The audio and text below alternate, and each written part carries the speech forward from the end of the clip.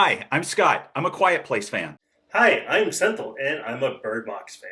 So the two of us have decided, since we disagree, we're going to start watching as many horror movies as we can and come up with a new way of rate them. Come join us. Good morning, Scott. Welcome to another episode of Offline. Hey, good morning, Synthel. How are you doing? Doing fantastic. We have a Dead Hooker in a Trunk movie by Jen and Sylvia. What did you think about this movie, Scott? So this movie came out in 2009, and what intrigued me about this movie, Synthel, was that you sent me information that it was made for under $3,000.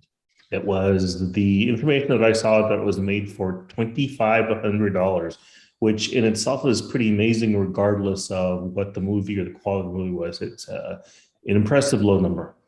So that's what I would like to acknowledge first in this is that, first of all, hey, this film was made for under $3,000. So what I think this does is it shows, at least it shows me, because you and I have been talking about making a movie, is that it is possible to make a film and not have to break the bank to do it. Right now, what I will say about this film is I had no idea where it was going or what its plot was or what its point was.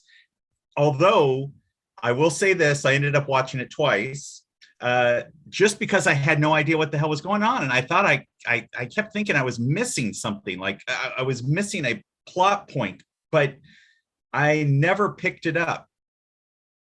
I have the same problem. The movie was a bit all over the place, and I also watched it twice to see if I'd missed anything, and thought maybe my attention span wasn't great. But I had the same impression the second time around. So I looked up reviews when I originally ran across this. It was in our theme of keeping with low budget movies. Had been referenced on a couple of horror movie blogs as a really good low budget movie. So that's how I started to run across this. Plus, the two directors are fairly well known for being in B grade horror movies, various parts. So they're definitely experienced in the space. They seem to have a fan base. And then, of course, ultimately started reading reviews, and the things that I liked about it were it's ambitious, clearly a passion project, because they had to have convinced a lot of talented people to work for no money in order to make that movie. And it had a lot of action sequences, and it had some interesting practical effects, which I thought for 2,500 was amazing.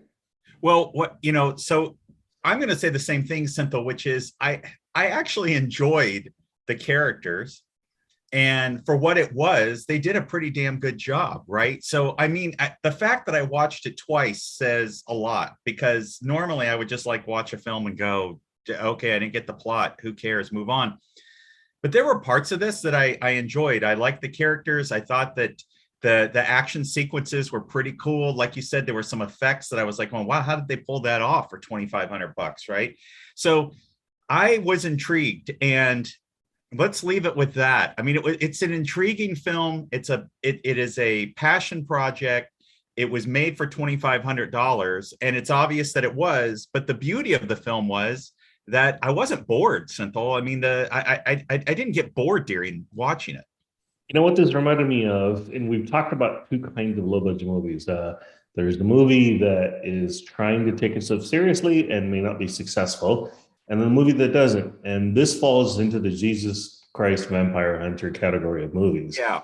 They knew clearly what they were doing and what their intention was, and they weren't trying to make a real serious or taking themselves seriously in the process. No, this was a grindhouse film, right? This is the late 60s, early 70s grindhouse, kind of movie, where it was made for a very low budget, and it was showed at the drive-in. So I was looking at, what Grindhouse was all about. It was about the drive-in theater, right? It's the double feature, so recent, what was it? I think about 10 years ago that Quentin Tarantino and a couple of, and Robert Rodriguez got together and made, the Grindhouse films. That's what this felt like to me. And that's why I'm saying it's not a bad watch if you take it for what it is, which is a Grindhouse film that you would see probably as the second feature in a double feature on a Saturday night. Or actually, it's probably the first feature, right? Because the really good feature is the second one that you fall asleep because it's midnight before it starts. But yeah, that's what this felt like to me. If you look at those, right, I thought those were genius Grindhouse. Planet Terror should have come after Bulletproof was the only thing I'd say, because Bulletproof was that first film, like Dead Hooker in a Trunk, right? It's all of this guy kidnaps all these women and they're trying to save their friend with this ramped up kick-ass car. And it's Kurt Russell. I mean, holy shit, having Kurt Russell as a creeper is a great thing. My big thing with that was it should have been flipped. Bulletproof first, Planet Terror second. That would have fit the Grindhouse feel to it. To me, Dead Hooker in a Trunk is that film you would have seen before Planet Terror. And I'm going to say this, and Quentin Tarantino could come back and get me later. I actually thought Dead Hooker in a Trunk was equal to Bulletproof with Kurt Russell and, the whole scenes with the, hanging onto the car and everything. That's how it felt to me. So ultimately, would you recommend this to the whole fan base? I mean, look, I would tell you if you've got a Friday or Saturday night where you're sitting down and you're like going, I'm not interested in watching any more of this stuff on Netflix.